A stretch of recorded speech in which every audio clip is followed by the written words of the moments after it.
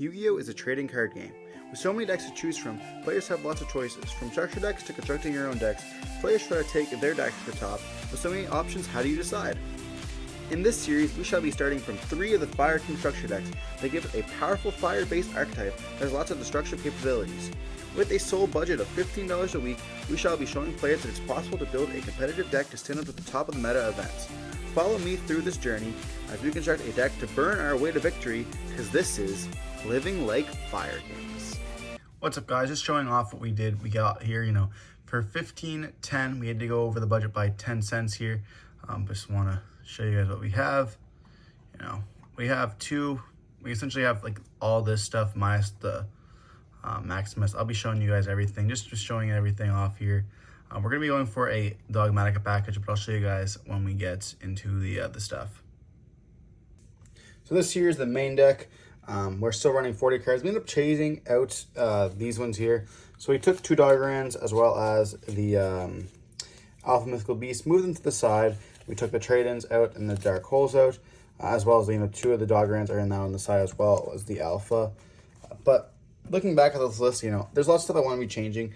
Obviously, the Ecclesia is probably not going to be here for the longest time, but I didn't want to be able to buy, we couldn't buy Maximuses and the other package. We're going to try out the Dogmatic stuff. It helps consistency, but we put in all this stuff here. I think you could probably cut down to 1 Baram, but right now I want to have max consistency, which is why we're also playing the 3 Sanctuary. A lot of the times you see these lists playing 2 of them.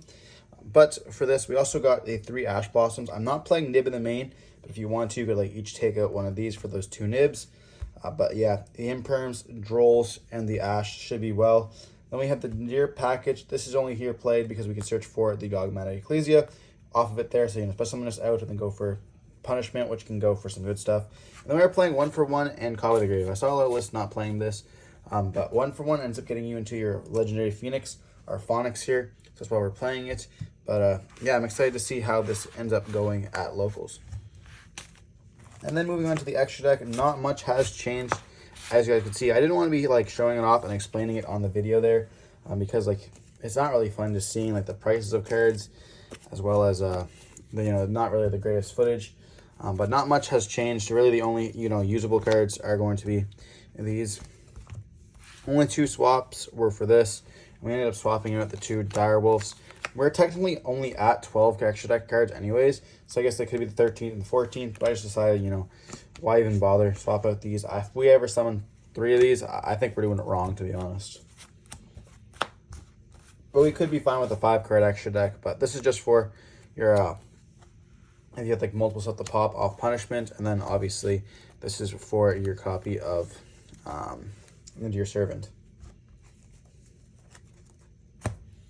Then for the side deck, not much has changed. We're still on the 1 Rangobali, the 2 Skyburn. This card's absolutely insane. I was watching the YCS over the weekend and then looking at other people's playing. And this card just helps you dodge so much stuff, as well as being a very good card against a bunch of matchups, as well as we're playing it. Then we're playing the 2 Doggeran as well as the 2 Herald. The reason why I'm not playing 3 Herald, I wanted to have a 15-card extra deck. So I bumped this up to 2 and then bumped it down to 2. I thought having 4 of them is pretty great. Then we're going first. We have the Judgments.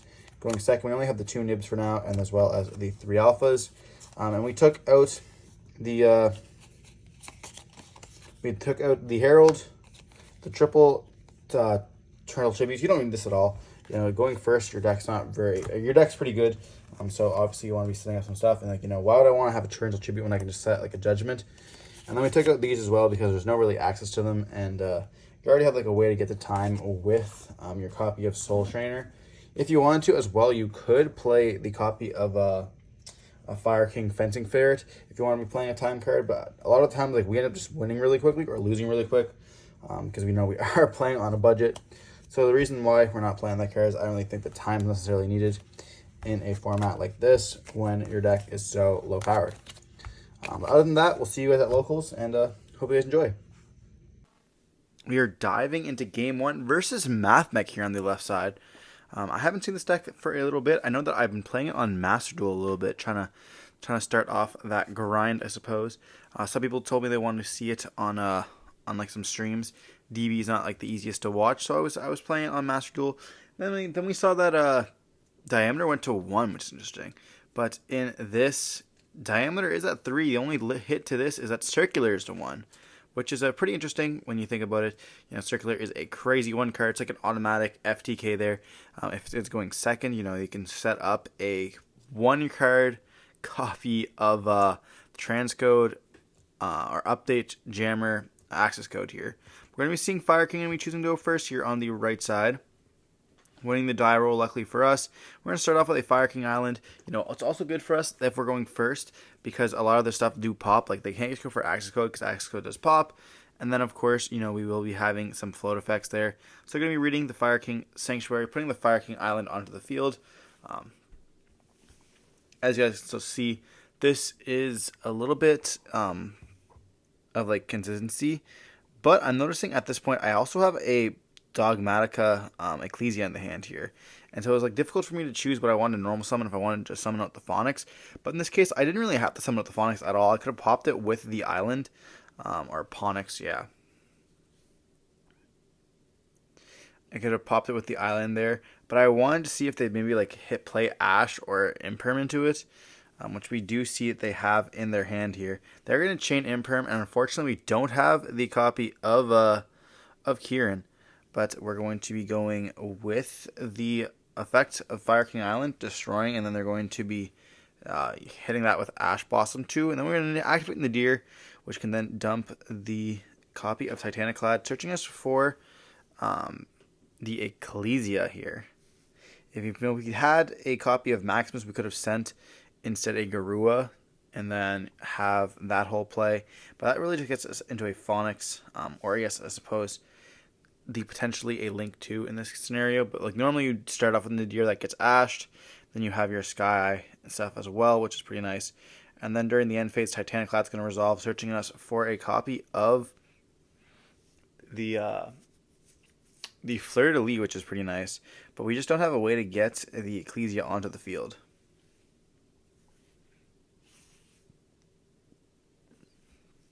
We do see 2 sets though for us. But they are playing Eccentric. This is, I believe, probably just for the copy of what's it called? That spell that lets you like Small World here. It's Big Brain Small World. So they're going to be starting off with the Silent Mining, discarding the Subtraction, searching for Diameter, which when this is summoned, they'll be able to reborn out the copy of Subtraction here. But it does get hit with Imperm, and they can go Eccentric to pop the other back row. Choosing not to blind it is pretty nice, and they have the Extender in hand as well, summoning itself out, and then they can just go for a copy of Alan Bershin here, and this should be full board. And this will be sending both to search for the Circular, and then we get to activate the effect there. We won't be able to negate, but it is a body on the field. I don't really know if this makes a difference. I just wanted to make it so they couldn't negate it there. And then we see Circular is going to be activating its effects, dumping the Sigma. We see like Josh on the side and be like, come on, scoop it up. This is over. We know this is over here. Then we're going to see the Sigma summon himself out, and then we're going to activate the effect. They're going to go just activate the effect of Equation, summon on the board. This is the longest turn, they said, for a Mathmech player. They should just be able to go Splash Mage, summon, then go for the Update Jammer, and then Update Jammer, just go for the OTK. Access code as well as Update Jammer there. But, we have to play it out, unfortunately. They have multiple stuff here. They can double pop on the Sky King Island, and then all our board gets wiped and they can attack twice, or they can just pop the Phonics as well as pop and then they're just going to soup it up for game. It is obviously clear that we have game there. I just want to show you guys on the camera what it is. If a lot of times I just scoop when I know I'm losing, you guys won't really be able to see stuff. But that's the kind of importance of not always, like at a locals level, playing on camera is kind of not always the best. Because like if I'm trying to show you guys like a learning thing or different stuff that you can play, you kind of have to like just scoop it up right away. Like if a lot of times you're playing a deck, that is like I knew there as soon as he had 2 monsters on the field that he's going to have the Update Jammer OTK. That's a line. But for me just to scoop it up and not show you guys. It's kind of unfortunate because then it's like, oh yeah, I guess I can just explain it. But for people who haven't seen, which a lot of time like people are like, oh, what is that stuff? You know, even like for some of the deck profiles, like for Kashtira, I'm not the one who played Kashtira, so I can't really tell you what his like optimal end board is. That's why I kind of ask those questions in the deck profiles when I don't really know what's going on. So I'm like, what's the normal end board? But like, they want to see like combos and stuff like that. Unfortunately, I can't show you guys this stuff because I'm not the person who plays those decks. You know, I just try to ask people around locals who is topping, or if I top, or you know, if they do consecutively well. A lot of the times, like we see at our locals, there is a lot of times where, like, for example, this locals, I got first place. I went undefeated at this locals with this deck. At this for this one event, does that mean that this deck is really good? Does that mean I should do a deck profile on a budget version of this deck? No, it just means that my round 3 opponent just ended up like hard breaking there and wasn't able to play. So like, yeah, I won game 1 and game 2, or I won the first match as well as the second match. I guess a little bit spoiler there, but game 3, my opponent couldn't really play, and there's not much they can do there. But it does kind of feel like every deck or every duel with this deck is a little bit of an uphill battle here. Like, we're going to see the Phonics being summoned to activate the effect, and it's going to hit with H roll and Lockbird. Like, this is really hard for us to play through it. But we do have some good cards that we know we have. I have the Kieran in hand. I think we also have a Grunix in hand as well, which is pretty nice. But then we have the effect of Kieran here, which would let us dodge the Imperm as well, which is really good for us.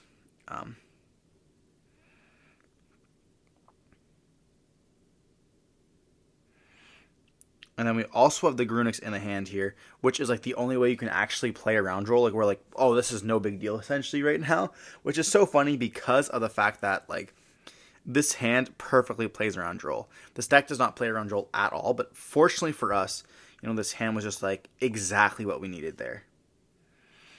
And then we're going to be dumping the Baron, and then that's going to be able to let us add for another Kieran during the next standby, or a copy of the potentially the whatever his name is, the Rangbali. We also set a card there, which is nice as well, having another additional interruption through that droll. So we search for the Rangbali here, or no, we're searching for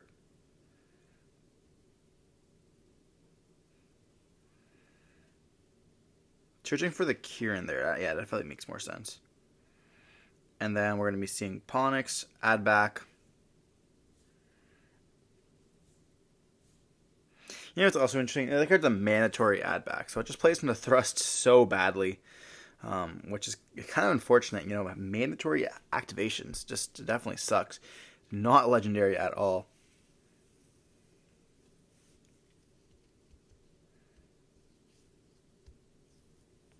We see them activate this effect here. We could have chained to blow up the Kieran, therefore we wouldn't have been able to, they wouldn't have been able to summon, but they have another additional extender anyways here. And so then we just go into the copy of the Fire. Kai pop his board and not really worry about it. And then we also have the Kieran as well here, which is very nice. Like, they can't do much with one monster, and keeping the Kieran in hand lets us be able to like pop and then summon back out their board, especially with the Kieran being able to like summon himself out. So it's like, what a dark hole. That's crazy. And then they reveal the Nib equation as well as Bell, and that's going to be it for game 2 here. So moving on to game 3, you know, we're now 1-1. It's like decks like this. Like, there's lots of times where there is just powerful cards there. You know, maybe they should have belled the Phonics, but it really wouldn't have made a difference at that point. Especially like holding the bell for like that XYZ, adding it back would have been very nice if we would have continued to play, if they would have had anything else for it. But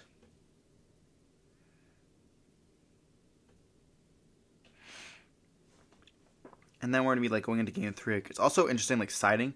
So when you're going second, you can actually easily side out the Dogmatic package for more hand traps. Now this is like, obviously I'm not saying that in a regular match. This is simply just like if you're trying to go for a budget. Like, we're playing Ecclesias right now. We're not playing Maximuses. We're not playing really anything else. We do have 1-for-1s though, or 1-for-1 I should say. 1-for-1, which is very nice. It is another like 4th copy of Ponks or Phonics, whatever you guys want to call them. the little chicken nugget there. And it is, but like it is consistent. But the problem is when you're adding it back all the time, you already have the spells. Like we're on 3 Sanctuary, when then we are on the Skyburns as well as the Circle. Circle is really good in this build as well because it lets us facilitate OTKs, and without it, there's not that much. But we don't have that many crazy normal summons. Like the Chicken Nugget as well as the Elefante, and like I guess you can kind of call Ring Bali a decent normal as being like a negate, but like he's an extender, so we don't really count him. But there's like so much that I guess can happen. It's just unfortunate if it doesn't. But we're going to be seeing here the Mathmech deck choosing to go first here. And it looks like they have a hand of not the greatest. You go for Link Kribo here, and then they're going to activate the effect of Equation, summon himself out, and they're forced to go into like a Splash Mage line here. So having like a bunch of hand traps in the hand, and that's like the problem of Mathmech. I'm not just mentioning Bistils, but like there's so much they can just end up like passing on. Like we just go Imperm on the Splash Mage and they pass. We also have Nib in the hand, and they're going to go in the draw phase, hit us with an anti-spell. Now this is insane because we can't activate our spells. We can't activate Fire King Island. We can't activate Circle. We can't activate anything here. But we can normal summon an Ash Blossom, go into battle, take the attack of the Splash Mage here, and then Grunix in the hand. Once again, having what it takes to be able to summon himself out, because it takes any fire being destroyed to summon himself. And then we're going to be seeing the effect Destroy. And we were pretty much forced to destroy a Baron, which was going to let us add a Kieran or a Ponks during the standby, during the standby phase. And then we get to attack, dealing some damage.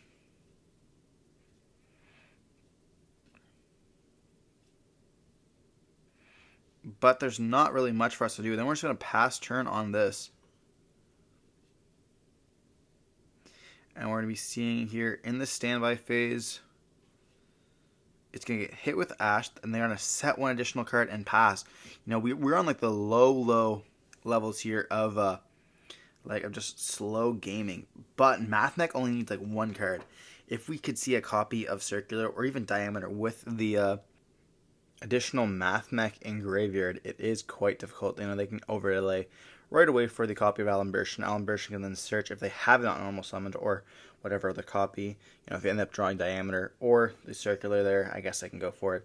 But we do search off of the Fire King Island by destroying the Nib, and then we get hit with a Droll and Lockbird, which is very good in a grind game like this. But we're going to activate the Kieran, destroy the Grunix, summon himself out, and then we're forced to play kind of weirdly here. I think we have the Ring Bali in the hand as well. We're going to go battle phase, Kieran attack.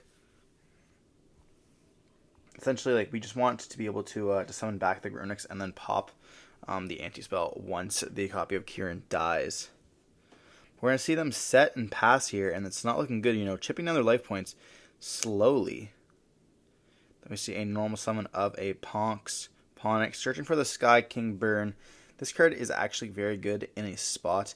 If we can set it, like we're in a grind game essentially, so it's going to be quite difficult for them to keep up with this. We're going to activate the effect here of the Sanctuary. They're going to flip up Grave of the Ancient Organisms. And then we get to destroy our copy, which will let us add, like we have the options, but Ring Bali doesn't do anything for us. I guess another copy of Kieran can. But like we're asking what the effects of organism there. But searching for the copy of Arvada or Ring Bali, okay. You know, they are kind of on nothing. We're gonna be like reading. And then we're gonna be activating the effect of Ring Bali, summon himself out, because of the fact that it's like public or not public, it's hand knowledge. So like they don't know if you already had another copy of itself in the hand, which is kind of unfortunate. Like I don't really agree with that, but whatever. And then we're going to be seeing them attack. Then we get to add back the Ponix during their standby phase here. And they have 2 floodgates on the field, and they just keep setting cards. Like, what is going on? I mean, if they draw the spells, they unfortunately cannot use them because of the anti-spell there.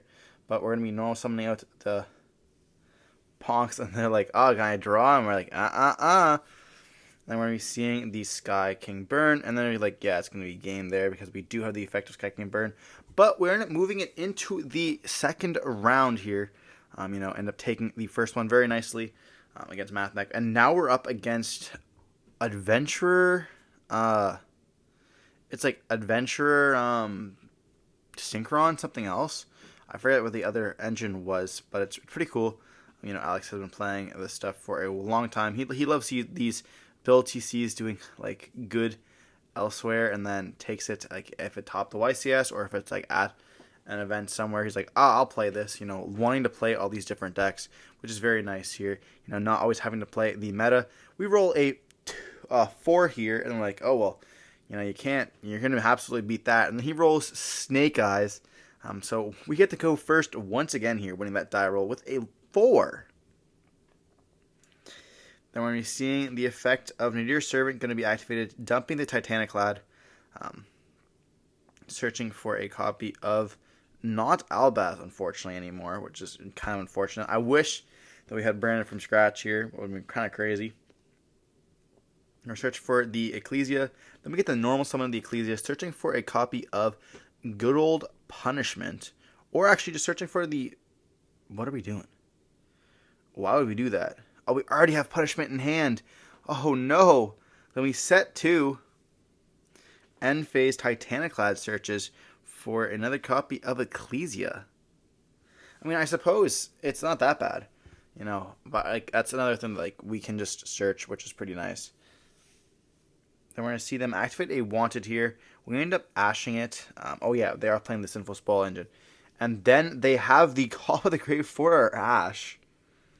So the Sinful Spoil engine is really nice because it does let them go into level 8 as well as get Jet Synchron onto the field. And if you guys don't know what Jet Synchron card does, that card's crazy.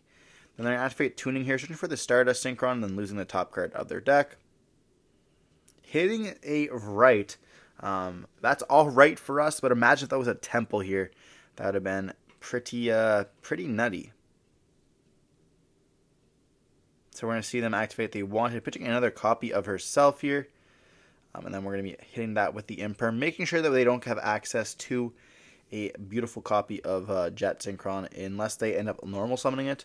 But we know they have a Stardust Synchron in the hand, which they are going to be forced to kind of normal. They could have Jet Synchron, but why would they do all that work for not having it, essentially?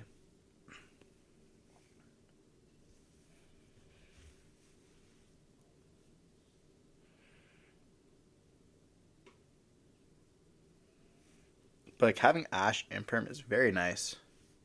And then we also have the Punishment that is set, and not to mention the Maximus, or not the Maximus, the Fleur de Lis, which is also a extra deck Veiler.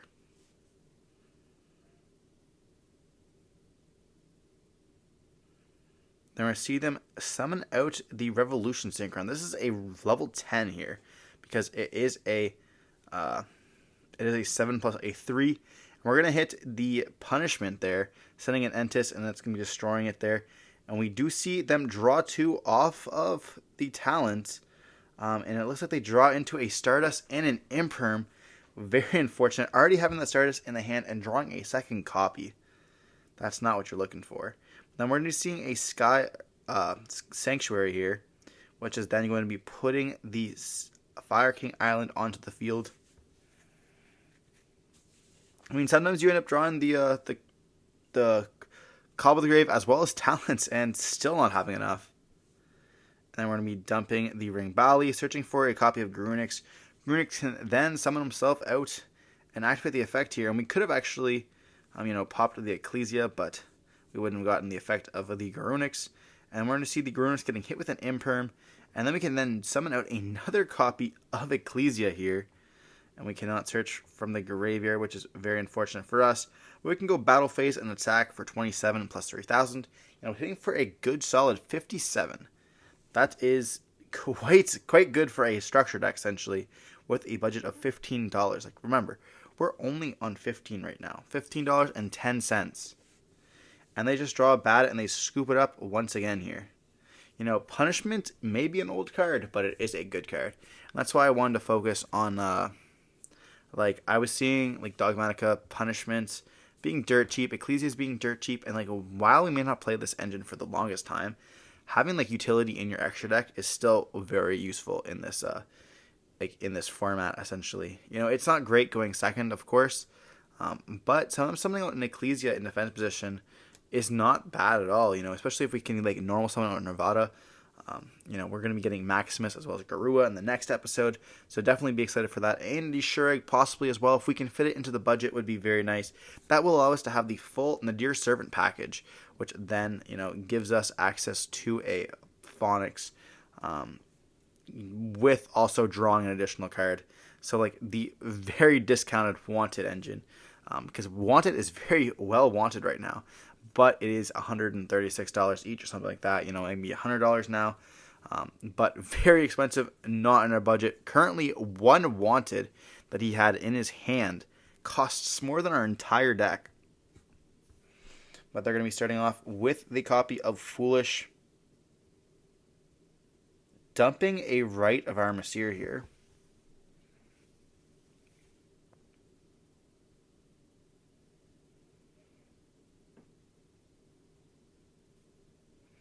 They're going to activate the effect of Rite. We're going to hit them with an Ash Blossom.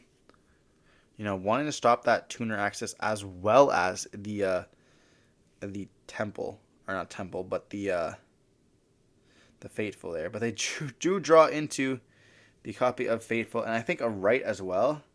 Drawing into Rite Fateful is kind of funny.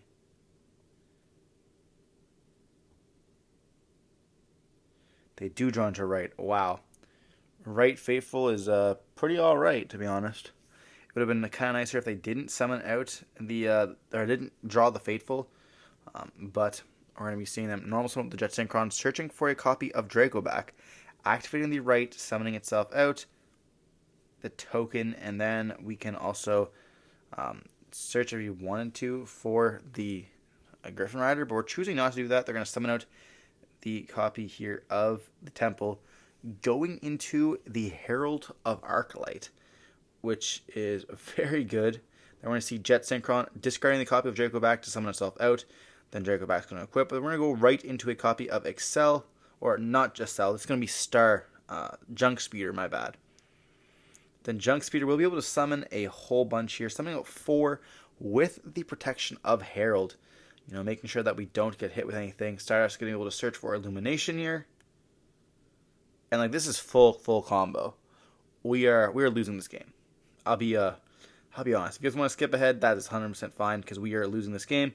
But you're going to be seeing some Synchron content here, going for Charge Warrior, drawing an additional card. And then they get to go for another copy of the Excel. Excel can bring back out another copy of Jet. And then we're going to be seeing Illumination. Illumination is going to be summoning out the copy of the, I don't even know what this one's called anymore. I've forgotten. The Stardust one, that's something about a token, essentially. And they're going to be going for the copy of Stardust, and then it's going to be going into a copy of the Crimson Dragon there. And then we're going to be summoning out the Excel once again with the Assault. All while having the gate on the field, by the way.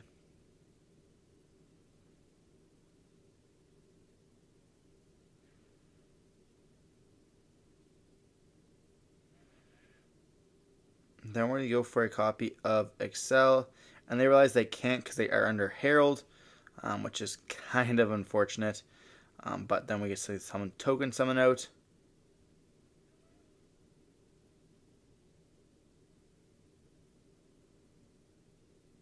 And then we're going to be seeing those go for a copy of the Centurion, which lets them draw an additional card as well.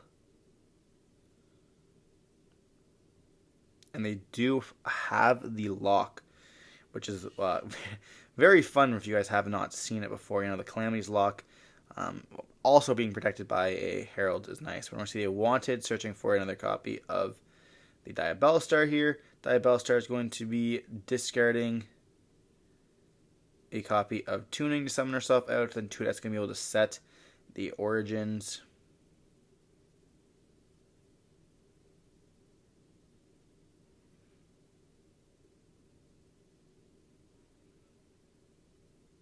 And it looks like, I mean, they have lots.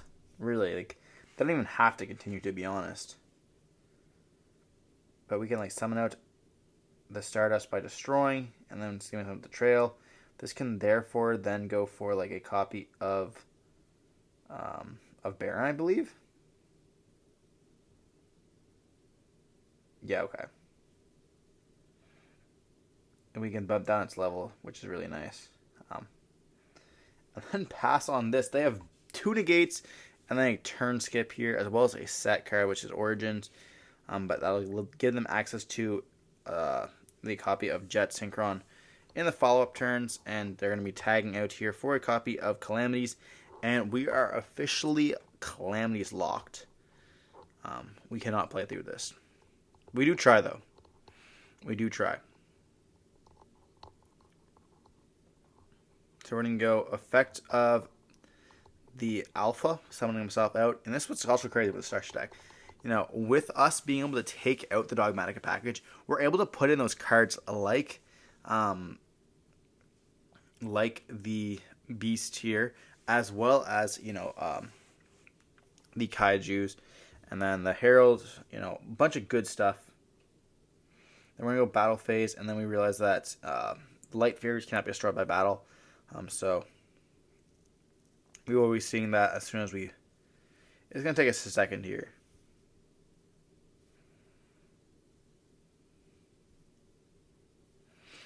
Yeah, so then we realized the mistake there, so we're like, what? And then the game state needs to be repaired, and then we just scoop it out. Like, we weren't going to win this anyways, but, you know, getting rid of the Omni and then also the Baron felt really good for us. Unless, you know, we just forgot the effect, which is kind of unfortunate. But it is like, it's not like you can choose. It's just, it is not.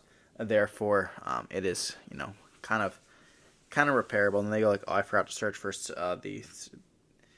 the copy of Synchro Overtaker, I think it's called.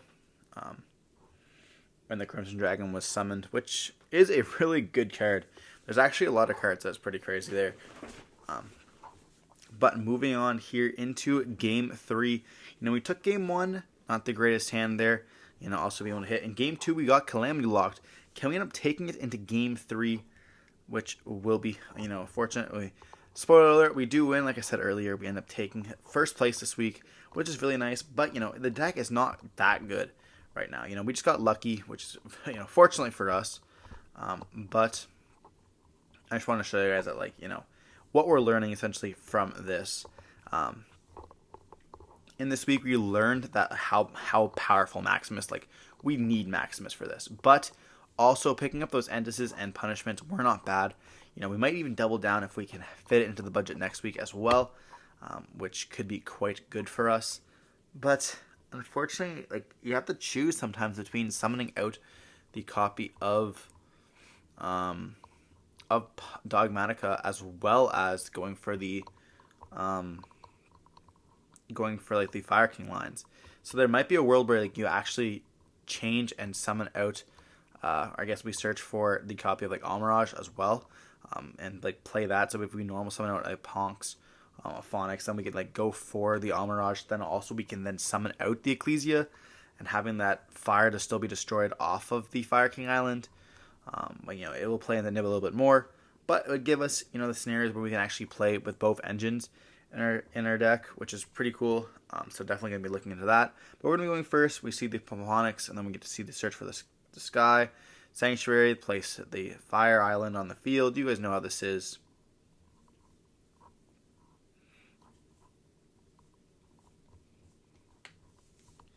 And then we have to activate the effect there to destroy. We're destroying from the hand, destroying a copy of Ring Bar. Yeah. You know, it is, like, unfortunate because we're going to be destroying the Phonix. We definitely do not need to destroy the Ring Bali from the hand there, which was going to be a misplay. I don't even know why I did that, or even try to do that. Like, that's a horrible play. Then we see Garunix. Garunix can activate its effects, destroying the Baron. Then Baron's going to search for the Kieran. But, like, Rambali has to see a card on the field get destroyed, which is, like, that sucks. I wish it was if a card in the hand or field was destroyed. That'd be crazy. Then you could like Kieran destroy, summon herself out, summon out the Rimbali there. But we set 3 cards in the back row and pass. The last card in hand is the Rimbali. But we're going to be adding back the Fonks as well as searching off the Baron for a good old Kieran. This card is insane. Being able to destroy cards without targeting is very nice. And we could destroy the copy of Grunix as well if we wanted. But that's going to be kind of hard for us. Then we're going to see wanted, summon out the copy of the Bellstar here. And then we chain the effect of Kieran to destroy the Ponks to summon ourselves out. That's going to be setting the origins here. Then we activate Ring Bali. I don't even think that we can, though. Nothing was destroyed from the field. Ring Bali doesn't say hand or field, right? I mean, our opponent is reading it. Surely we can't both miss it, right?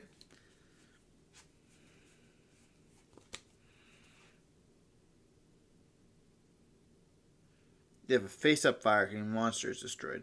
Yeah, so we can't even summon him out there. That's a misplay for us. If a face-up Fire King monster. Last time I checked, Ponks is not face-up. He's in our hand.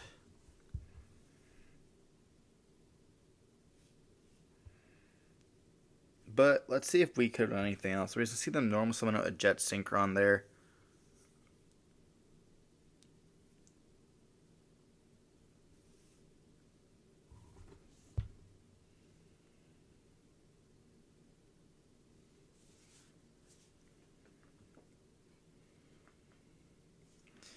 I mean, if there's a circle set, then we could have played it very differently.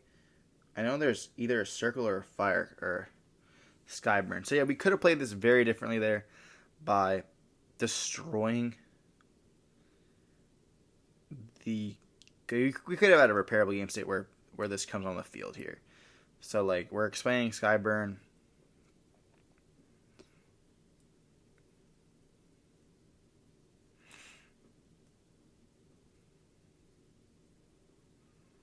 We could have just destroyed.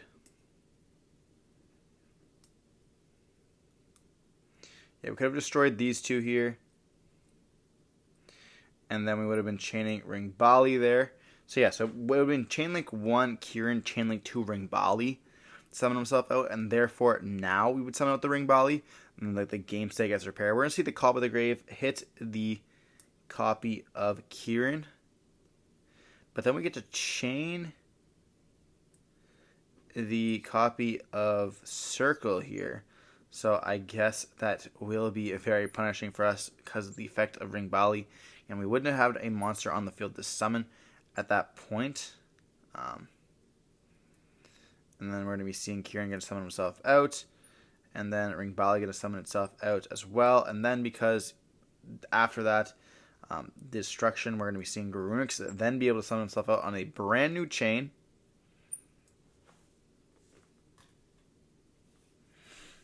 The seeing off the circle being destroyed, and then we can summon himself out, activate the effect, and it looks like our opponent... Oh, and they're going to activate the effect here of wanted to put back and draw. And so here I thought that it was like... I was like, this is kind of sus, to be honest. Like, it feels like, a one draw. I don't really care about that. I kind of thought that they would be baiting us. If that makes any sense there. And we said the evenly matched... and then we go Kieran, we go Ring Bali, and they scoop it up, and this is the game here. We did see a little bit of a misplay, or a cheat, I guess. And our opponent even read the card. That's what I don't really get. Like, these Ring Bali should just include that effect. It just would be so much nicer. But unfortunately, it's not how it goes. Regardless, hope you guys enjoyed the video. Don't forget to like, comment, subscribe. I want to see some more content like this, and let me know how I could end this better. I'm really struggling to find a way to end this videos. But, we did get first place, which is really nice. I'll explain it in the next video, how that's going to be kind of impacting us. And don't forget to stay safe. Peace.